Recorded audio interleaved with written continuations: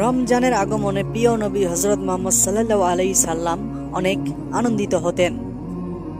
সাহাবীদের উদ্দেশ্যে এভাবেই ঘোষণা দিতেন, তোমাদের বরকতময় রমজান মাস এসেছে।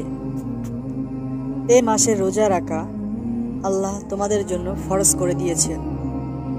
এই মাসে আসমানের দরজাগুলো সব খুলে দেওয়া হয় এবং বন্ধ করে দেওয়া হয় সব জাহান্নামের দরজা।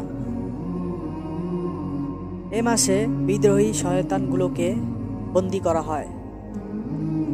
এই মাসে একটি রাত আছে যা 1000 মাসের চেয়ে উত্তম। যে ব্যক্তি এই রাতের কল্যাণ থেকে বঞ্চিত হলো, সে অবশ্যই প্রত্যেক কল্যাণ থেকেই বঞ্চিত হলো।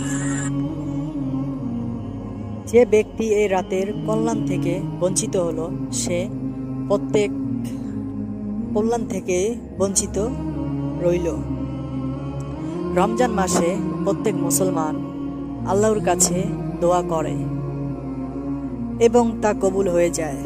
যে ব্যক্তি রমজান মাসের একটি নকল আদায় করল, সে যেন অন্য মাসের একটি ফরজ আদায় করল।